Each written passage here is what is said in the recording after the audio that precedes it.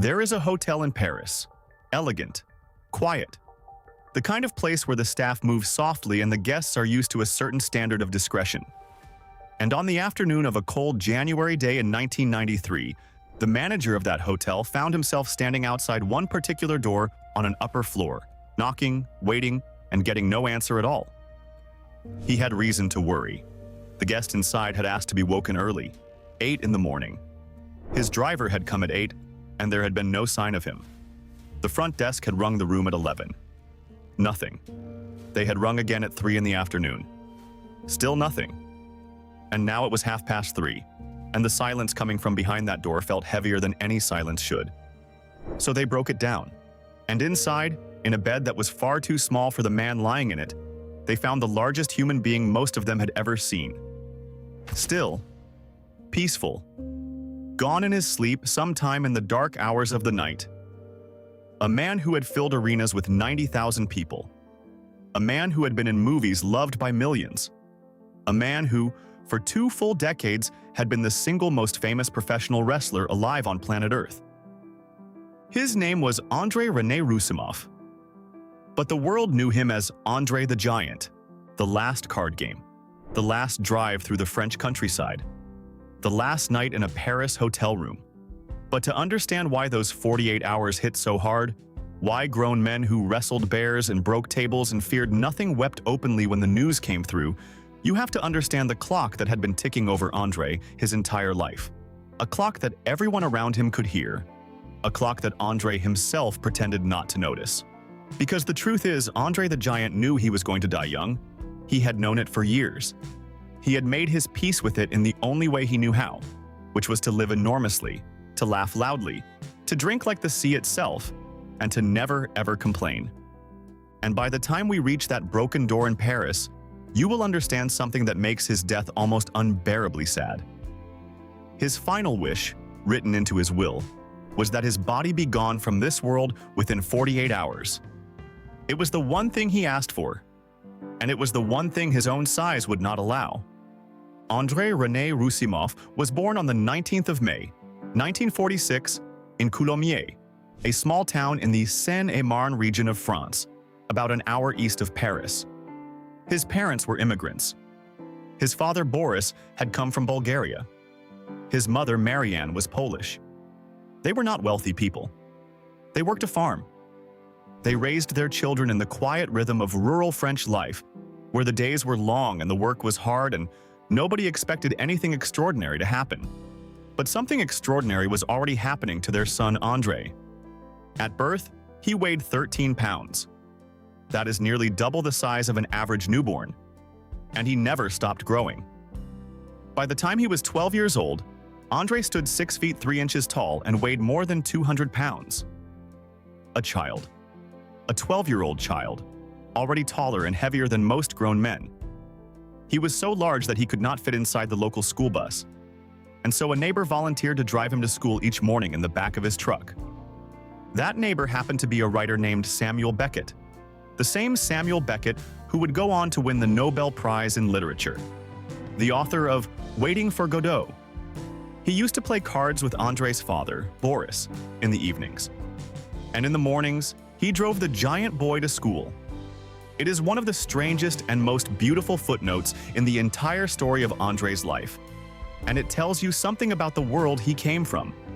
A world of farms and card games and quiet kindness, tucked away in the French countryside, where a future Nobel laureate would give a lift to a boy who was simply too big for the ordinary machinery of childhood. But that size, the very thing that would one day make André famous, was not a gift. It was a disease. André had a condition called acromegaly. It is a rare hormonal disorder. Somewhere deep inside his skull, his pituitary gland was producing far too much growth hormone, and it would not stop. In a child, this produces gigantism. In an adult, it produces the slow, relentless enlargement of the hands, the feet, the jaw, the brow, the internal organs. Everything grows. Everything keeps growing. And the human body is simply not built to carry that kind of load forever. Here is the cruelest part. For most of André's childhood, nobody knew what was wrong with him. Growing up poor in rural France in the 1940s and 50s, there were no specialists, no scans, no diagnosis. He was just the enormous boy, the one who did the work of 3 men on his father's farm before he was even fully grown. It was only later, once he had left home and begun to make his way in the world, that doctors would finally give a name to the thing that was making him a giant. And once they named it, they told him the rest of the truth as well. The part nobody wants to hear. They told him it would kill him, and it would kill him young.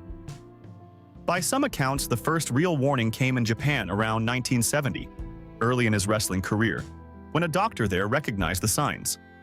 The clearer diagnosis came later, after he broke his ankle in 1981 and was examined more thoroughly. And the message was always the same. This condition is going to shorten your life dramatically. The strain on your heart, on your joints, on your entire body, will eventually become too much. There is a surgery that might help. There is a treatment that could slow it down. And André said no. He refused. He refused the surgery, he refused the treatment, and he made that choice with his eyes open.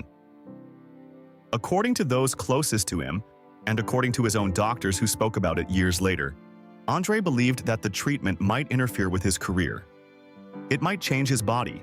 It might take away the very thing that had made him André the Giant. And to a man who had turned his condition into the most famous physique in the entire world, that was a trade he was not willing to make. Think about the weight of that decision. He chose the wrestling ring over the operating table. He chose to be a giant for as long as it lasted, rather than a smaller man who lived longer. Some people call that reckless. Others call it the most honest thing a person can do, to look at the deal life has offered you and decide to take it fully, on your own terms, without flinching. Either way, the clock kept ticking. And by the early 1990s, that clock was running out of time. But before we reach those final years, before we reach the pain and the slow breakdown of that magnificent body, you need to see what André was at his peak. Because it makes what happened to him at the end so much harder to watch. In his prime, André the Giant was billed at 7 feet 4 inches tall and 520 pounds. Now, wrestling has always been prone to exaggeration, and the real numbers were probably a little different. Some who knew him say he was closer to 6 feet 10 or 6 feet 11 at his tallest. But the exact figures almost do not matter. What mattered was the effect he had on a room. When André the Giant walked through a doorway, ducking his head, turning his shoulders to fit, the entire atmosphere changed. Grown men fell silent. Children stared with their mouths open. He was not just big. He was a different scale of human being altogether. And in the ring, in his younger days, he was something close to unbeatable. Not just because of his size, but because of how he carried it. In the 1970s, André wrestled more than 300 days a year, traveling the world, appearing in territory after territory, drawing sold-out crowds everywhere he went. He was surprisingly agile for a man his size. He could throw a dropkick. He could move. And promoters quickly realized that André was worth more than any championship belt because he was the attraction. He was the reason people bought the ticket. Vince McMahon Sr. gave him the name André the Giant. And for years, he was booked to be undefeated, protected, an unstoppable force who could not be slammed and could not be beaten. And then came the moment that defined him forever. WrestleMania 3. March of 1987. The Pontiac Silverdome in Michigan. A crowd billed at over 93,000 people, one of the largest ever assembled for a wrestling event. André the Giant, playing the villain for the first time in years, standing across the ring from Hulk Hogan and the entire force of Hulkamania. And in the defining image of an entire era, Hogan reached down, lifted all of that weight into the air, and slammed André the Giant to the mat. It is one of the most famous moments in the history of the business. But here is what most people watching that night did not know. André was already in agony. His back was in terrible shape. He needed surgery, and he would have it not long after that match. The man being lifted into the air that night, the symbol of impossible strength, was in truth a body that was already beginning to fail. He performed anyway. He gave the fans the moment they would remember for the rest of their lives, and he did it while hurting more than any of them could have imagined. That was André. The show came first. The pain stayed private. The following year, in February of 1988, he even won the World Wrestling Federation Championship, defeating Hogan for the title in a controversial finish before immediately handing the belt over to the $1 Million Man, Ted DiBiase. It was one last great run at the very top, and it would be one of the last times the world would see André the Giant as a dominant force.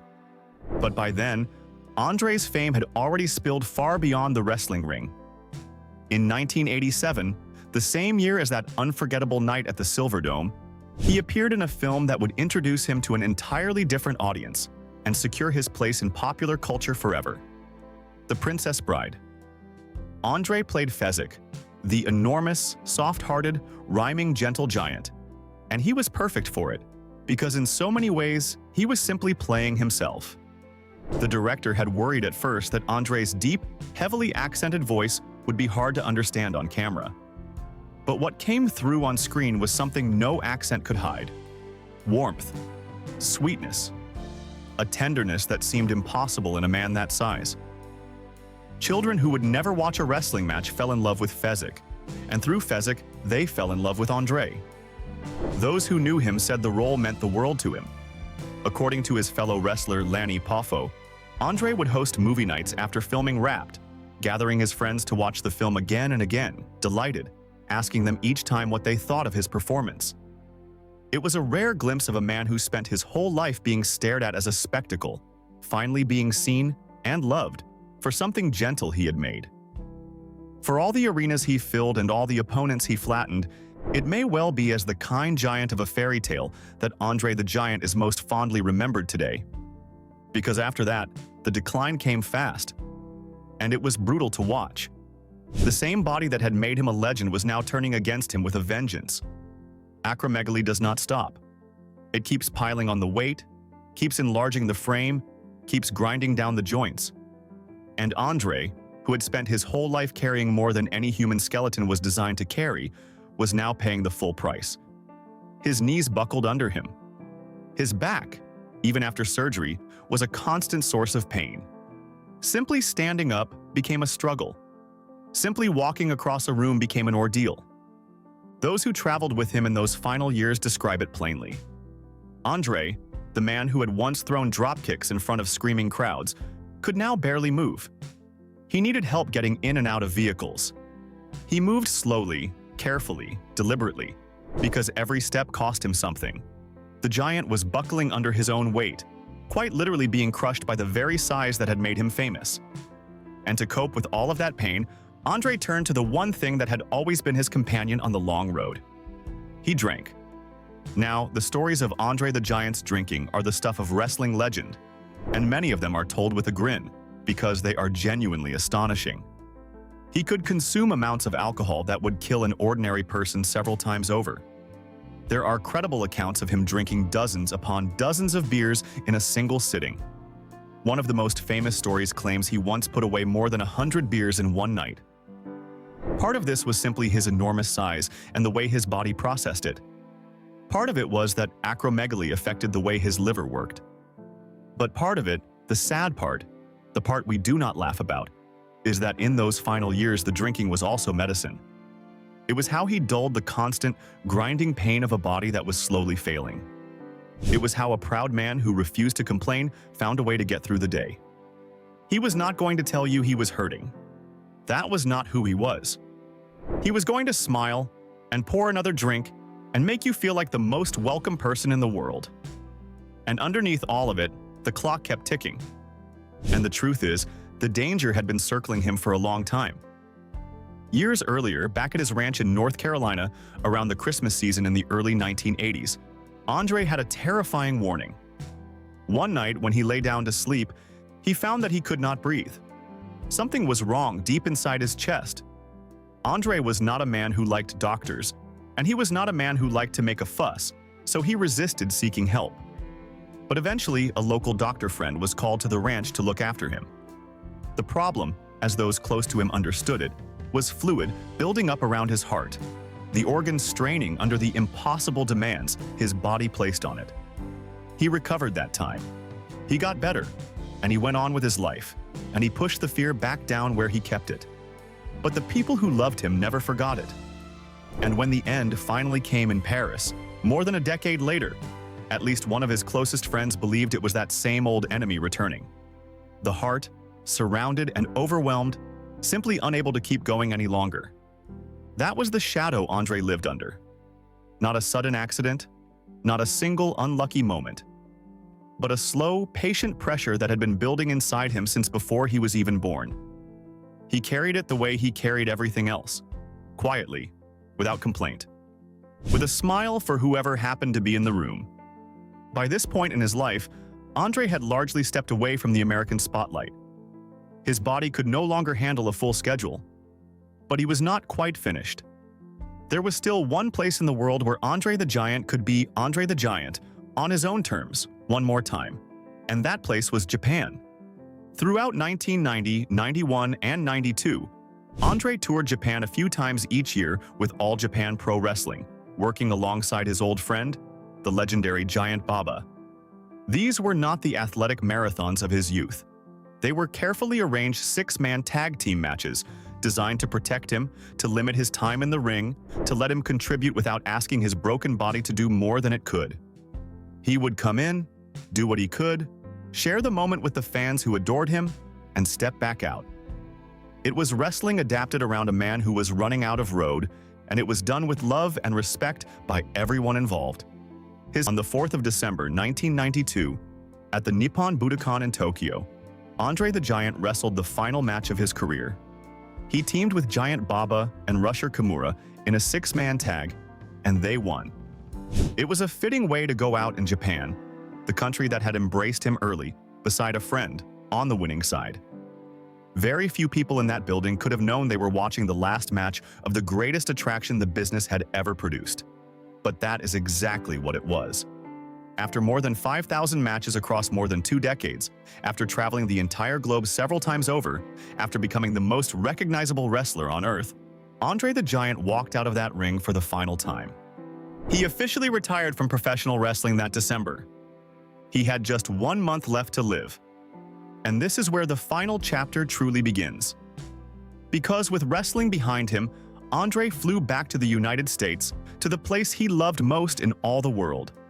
Not an arena, not a hotel in a glamorous city. A quiet, secluded ranch in Ellerbe, North Carolina. That ranch was André's sanctuary. 200 acres of land where he raised Texas Longhorn cattle, where the doorways were built tall enough for him to walk through without ducking, where the furniture was made to his scale, and where he could finally, blessedly, be left alone. No crowds, no stares, no one following him or gawking at him. Just the land, the animals, and the handful of trusted friends who cared for the property and cared for him. People like Frenchie Bernard, a former wrestling referee originally from Quebec, and his wife Jackie, who lived on the ranch and helped look after everything while André was on the road. They could speak French together. They could joke. They were family. In January of 1993, one of André's longtime friends and handlers, the referee Tim White, came to see him at the ranch. White knew André better than almost anyone. He had traveled thousands of miles with him, and what he saw when he arrived worried him deeply. André was in terrible shape physically. His back, his legs, everything about his body was in a bad way. White would later describe how rough his friend looked. But then White also said something that stayed with him. He said that despite it all, André cheered right up when he arrived. The Giant was still in there. The warmth, the humor, the delight in good company, none of that had left him. His body was breaking down, but his spirit was still enormous. They spent time together on the ranch, 2 old friends, and for a little while things felt almost normal. And then the phone rang, and everything changed. The news came from France. André's father, Boris, the Bulgarian immigrant who had raised him, who had played cards with Samuel Beckett, who had built a life for his family on that French farm, was gravely ill. And soon after, the news came that Boris had died. André did not hesitate. Whatever his body was going through, whatever pain each journey now cost him, there was no question in his mind. He was going home. He was going back to France to bury his father and to be with his mother and his family in their grief. So André the Giant, 46 years old, barely able to walk, boarded a plane, and made the long, difficult journey across the Atlantic, back to the country of his birth. Back to the quiet corner of France where the giant boy had once been driven to school in a neighbor's truck. He arrived for one of the saddest occasions a person can face: the funeral of a father. And the family gathered on the outskirts of Paris to lay Boris Rasimov to rest. We can only imagine what André felt in those days. A son burying his father is a heavy thing for any man. For André, who understood better than anyone that his own time was short, who had spent his whole life aware that his heart was under a strain no heart should have to bear, standing at his father's grave must have carried a weight that went far beyond the ordinary grief of loss. But here is the part that turns this from a sad story into something that will stay with you long after this video ends. André did not have to stay in France after the funeral. He could have flown home to his ranch, to his cattle, to his sanctuary. His body was hurting. The travel was hard. Every reason in the world told him to go home and rest. He stayed anyway. He stayed because his mother's birthday was coming, and he wanted to be there for it. After burying his father, this man chose to remain in France a little longer so that he could spend his mother's birthday by her side. A giant of a man, in constant pain, at the very end of his own life, deciding that the thing that mattered most was being present for his mother in the hardest week of her life. That is not the choice of a monster or a wild man or the terrifying figure of wrestling legend. That is the choice of a devoted son. That is who André really was, underneath all the size and all the spectacle. And so he stayed. And those extra days chosen out of love would turn out to be the last days of his life. Now we come to it, the final 48 hours. André spent his last full day the way he had spent so many of the happiest hours of his life. Not in a spotlight, not in front of a camera, but at a table with a deck of cards, surrounded by the people who had known him the longest. He went to Moulins, close to where he had grown up, and he sat down with some of his oldest friends. Men who had known him not as André the Giant, the international superstar, but simply as André, the boy from the farm, the local kid who had grown into something the whole world came to marvel at. To them, he was never a spectacle. He was one of their own. And on that last day, they did what they had always done. They played cards, they talked, they laughed, they shared the easy, unhurried company of people who go back further than fame. There is something almost unbearably gentle about it. Of all the ways André could have spent his final full day on Earth, he spent it exactly the way he would have chosen. Among old friends. Playing the game his family had always played. The very game his father Boris had once played with Samuel Beckett at that same kitchen table a lifetime ago. In the countryside that made him. No pain visible on the surface, no complaint, just a big man enjoying good company one more time. If he felt the weight of it, if some part of him sensed that this was the last of everything, he did not let it show. He simply played his hand and laughed with his friends and let the afternoon stretch on the way the best afternoons do. When the evening came to an end, his driver took him back to his hotel in Paris. It was the Hôtel de la Trémoille, an elegant establishment in the heart of the city. By some accounts, it was around 1 in the morning when they returned. André, tired but content after a day with his friends, went up to his room, and before he settled in for the night, he gave his driver a simple instruction. "Pick me up in the morning, 8 o'clock. It was an ordinary request, the kind of thing anyone says at the end of a long day. "See you tomorrow, 8 o'clock. Nothing about it suggested that anything was wrong. Nothing about it hinted that this was goodbye. Then André the Giant closed the door to his hotel room, and he went to sleep. And somewhere in the deep quiet of that Paris night, his heart, that enormous, overworked, overburdened heart that had spent 46 years pumping blood through a body far too large for it, finally gave out. Congestive heart failure.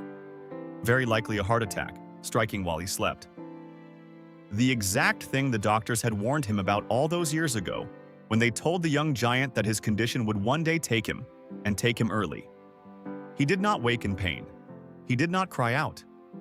As far as anyone can tell, he simply slipped away in his sleep, in a warm bed, in a quiet room, having spent his final day with people who loved him.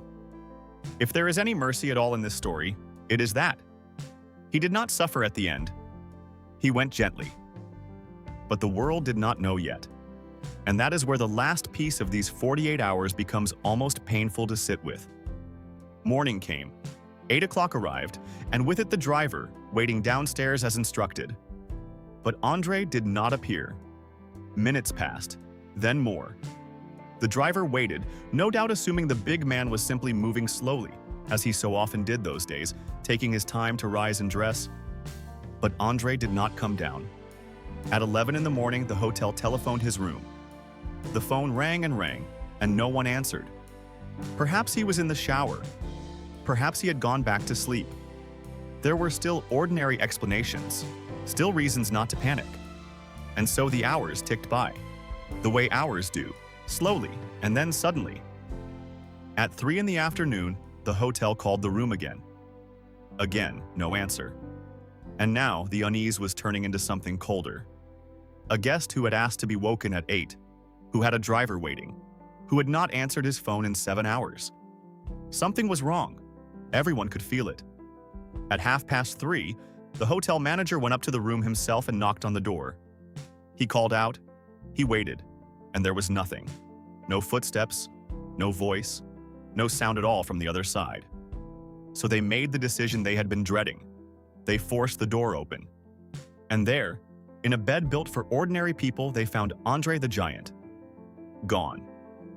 He had died alone in the night, quietly, in his sleep, and he had been gone for many hours. The most famous, most recognizable, most beloved giant the world had ever known, discovered in the stillness of a Paris hotel room by a manager who had simply come to check why a guest had missed his morning call.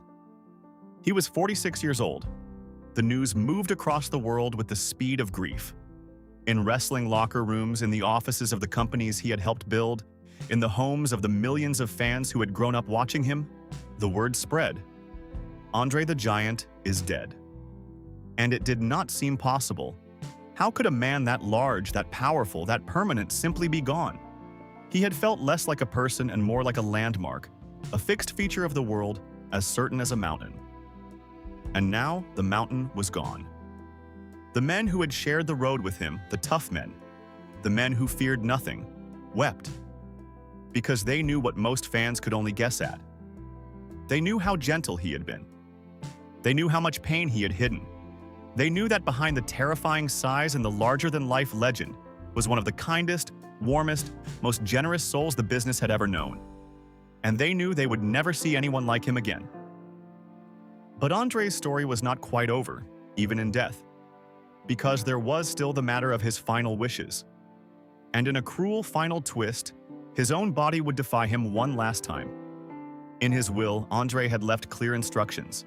He wanted to be cremated, and he wanted it done quickly, within 48 hours of his death. His ashes were to be scattered across the land he loved most in the world, his 200-acre ranch in Eller Bay, North Carolina, among the cattle and the fields where he had finally found peace. 48 hours, that was the wish. Be gone from this world, cleanly and quickly, within 2 days. But it could not be done, because when the time came to carry out his wishes in France, a devastating problem emerged. There was no crematorium in Paris, and reportedly none anywhere nearby, with a furnace large enough to accommodate a man of André's size. The very thing that had defined his entire life, his impossible, magnificent scale, now stood in the way of his final and simplest request. A phone call reached the ranch in North Carolina with the grim news. His own country, the country of his birth, could not accommodate him even in death. And so, instead of the swift private farewell he had asked for, André's body had to be flown across the Atlantic, back to the United States, so that his final wishes could be honored on American soil. His longtime friend Jackie Bernard, who lived on the ranch, flew to France to arrange the transport and to accompany him home. The 48 hours he had asked for stretched into far longer. André the Giant was finally cremated in North Carolina on the 11th of February, more than 2 weeks after he died, and long past the 2-day window he had written into his will. Those who knew him best could only shake their heads at the sad irony of it. Here was a man whose one simple request could not be met, because he had been too big for the world even at the very end. His friends found a bittersweet kind of humor in it, the way friends do when the grief is too heavy to carry any other way.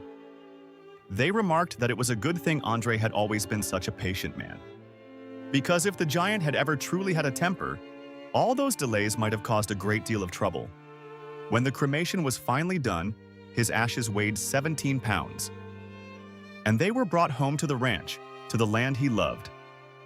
His close friend, Frenchy Bernard, the former referee who had cared for that property for years, climbed onto a horse and rode out across the fields André had treasured, scattering his ashes over the ground where the giant had finally been able to live like an ordinary man. A memorial service was held on the ranch, and the people who came to say goodbye were the giants of the industry he had helped create. Hulk Hogan, the man who had slammed him in front of 93,000 people at WrestleMania 3, the man whose entire rise had been built in part on their legendary rivalry, delivered the eulogy. Vince McMahon was there, Randy Savage was there, Mae Young was there, and in France, his family held their own ceremony to mourn the son and brother they had lost. 2 farewells, on 2 continents, for a man who had never quite belonged fully to either. A Frenchman who became an American icon. A giant who was always, everywhere he went, the perpetual outsider and the absolute center of attention at the very same time. André the Giant left his entire estate to the one person who mattered most and whom, tragically, he had barely known. His only child, his daughter Robin, born in 1979. Their relationship had been a painful and distant one. Because of a strained situation with her mother, André and Robin saw each other only a handful of times across her entire childhood. She would later say that she could count their meetings on one hand, and that some of those had taken place in courtrooms. It is one of the quiet heartbreaks tucked inside a life already full of them. A man beloved by millions of strangers who could not build the ordinary closeness that so many people take for granted with the one child he brought into the world. In the end, he left her everything he had.